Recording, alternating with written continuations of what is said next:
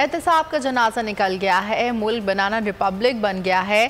तहरीक इंसाफ के रहनुमा बाबर अवान नैब तरमीम पर रद्दअमल देते हुए कहते हैं कि एहतसाब के 95% मुकदमात खत्म हो गए, मईशत ज़बूहाल हो गई। इम्पोर्टेड हुकूमत का एजेंडा आवाम नहीं बल्कि करप्शन केसेस ख़त्म कराना है। फैमिलीज़ के नाम करप्शन का पैसा मुंतकिल करने वालों को अब हाथ नहीं लगाया जा सकता, यही इनकी नैब तरमीम है। उन्होंने केस बनाने वाले अफसरान को भी 5 साल जेल की हवा खिलाने का कानून बना दिया। मुल्क में एहतसाब का चल गया, 94% मुकदमात जो एहतसाब के थे वो सारे के सारे खत्म हो गए। बड़े बड़े सारे मुजरिम जितने भी थे जिनका ताल्लुक 3 सूबों से है, 2 सूबे तो आप जानते हैं, पंजाब और सिंध, केपी से ताल्लुक रखने वाले। और अगर आपको हमारी ये वीडियो पसंद आई है तो लाइक पर क्लिक कीजिए।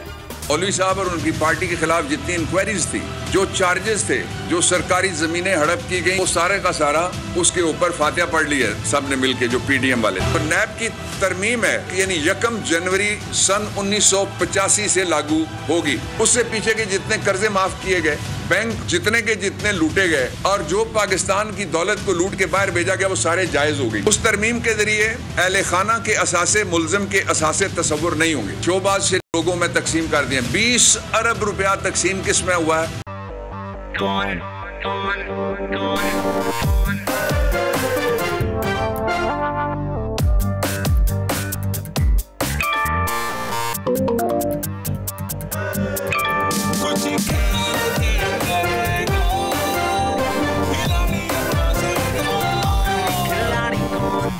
यहाँ सबको सब कुछ चाहिए, फेम और पैसे, लेकिन ये सब होगा कैसे?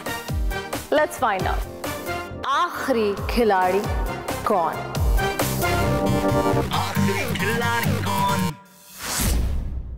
सबसे ज्यादा व्यूज, सबसे ज्यादा रील्स और सबसे ज्यादा रेटिंग के साथ बोल अब भी नंबर 1 पोजीशन पर बरकरार।